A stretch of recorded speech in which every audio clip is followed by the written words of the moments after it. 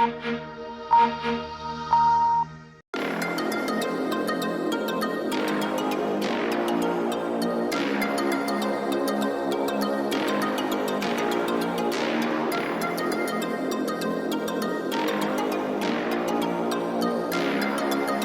वक्त हम मौजूद है मेरठ के कलेक्ट्रेट में, जहां पर आज 24 तारीख को नामांकन की अंतिम तिथि थी, जिसको लेकर आज सभी पार्टी जो रह गए थे उन्होंने अपने मेयर पद के और सभासद पद के उम्मीदवार चुनावी मैदान में उतारे हैं। वहीं जो बीजेपी है, बीजेपी ने अपने जो पार्षद है और मेयर पद के उम्मीदवार भी चुनाव मैदान में उतार दिए हैं। आइए इनसे बात करते हैं किन मुद्दों को लेकर, किन समस्याओं को लेकर अब की बार चुनावी मैदान में उतरे हैं।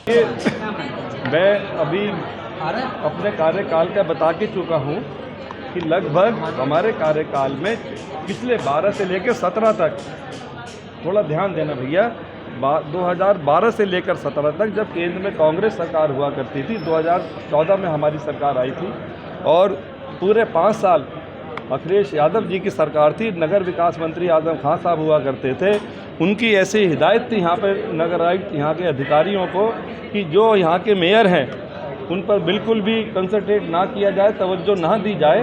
तो मैं समझता हूँ वो एक जैसे कोई आदमी दौड़ता है, दौड़ते हुए आदमी को पकड़ते थे। मगर फिर भी हमने उस कार्यकाल में 4399 गली सड़कों के निर्माण कराए और वो क्षेत्र ऐसे थे, मुझे अभी तक ध्यान है कि जिसमें 50% क्षेत्र ऐसे थे जिसमें लगभग 2100 से लेकर 2200 गली सड़कें बनी थी जो अनुसूचित समाज के क्षेत्र थे, जहाँ पे जाटव समाज, बाल्मीक समाज, खलीक समाज, सोनकर समाज, ये वहाँ पर हमारे सम्मानित नागरिक थे। छोटी छोटी गलियाँ थी, गर्मियों में वहाँ लोग अपने घरों पर जाते थे, मिट्टी लेकर जाते थे और अगर बरसात होती तो घरों में कीचड़ उनके पैरों पर लग के जाती थी। उन तमाम गलियों में आप जानकारी लेना भैया इसका कि उन गलियों में टाइल्स की सड़कों का हमने निर्माण कराया था, जिससे ये समस्याएं दूर हुई थी।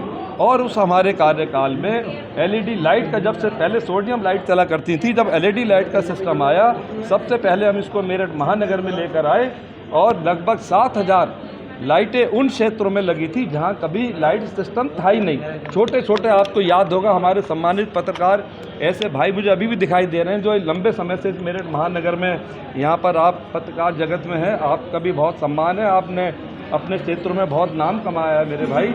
तो उन गलियों में छोटे बल्ब की जगह एलईडी लाइटें जब उस समय लगी तो आप समझ सकते हैं कि उन वहाँ के नागरिकों में कितनी खुशी थी। मैं वहीं पर आ रहा हूँ और मेरा कहने का मतलब ये है, अब हमारी केंद्र में सरकार है, हमारी प्रदेश में सरकार है और मैं समझता हूँ कि मेरे पिछले कार्यकाल को देखते हुए मुझे जनता का पूरा आशीर्वाद मिलने जा रहा है। और मैं समझता हूँ कि सबसे पहला हमारा यहाँ का एक जो यहाँ का ड्रेनेज सिस्टम है इस मेरठ महानगर का, नाले नालियों में जो रुकाव होता है, ये सारे सिस्टम है। इसके लिए हमारे सांसद, हमारे विधायक, हमारे मंत्री सबके साथ एक प्लानिंग होगी।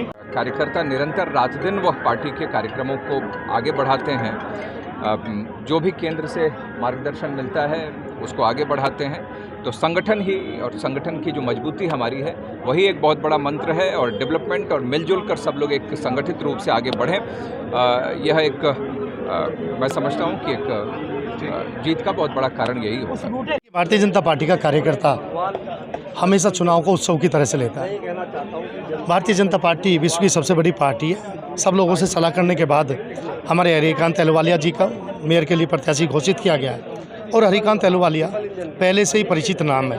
लोगों ने उनकी कार्यशैली भी देखा है, मेरठ को आगे बढ़ाते हुए भी देखा है। भारतीय जनता पार्टी ने फिर से उन्हें प्रत्याशी घोषित किया है।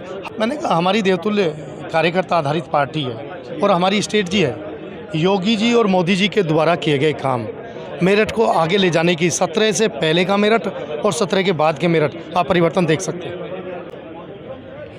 देखिए ऐसा है, भारतीय जनता पार्टी ने इतने काम किए हैं और हमारी आदरणीय योगी जी की जो सरकार चल रही है उसने जनता के लिए, गरीब जनता के लिए इतने काम किए हैं। तो हर गरीब व्यक्ति, हर जनता में एक लहर है भाजपा की के लिए, भारतीय जनता पार्टी के समर्थन के लिए, और हमारा कार्यकर्ता बहुत मजबूत है। और भारतीय जनता पार्टी ने सभी नगर निगम में, नगर पालिकाओं में, नगर पंचायतों में और जो जितने भी सारे सभासद प्रत्याशी घोषित किए हैं और सभी सिंबल पर चुनाव लड़ेंगे। भारतीय जनता पार्टी कि सरकार निकाय में बनकर रहेगी। कि मेरठ जो है हमारे बहुत ही यशस्वी है और उन्होंने अपने पहले कार्यकाल में बहुत अच्छा काम किया था। उनको चुनाव में मुझे निश्चित रूप से विश्वास है।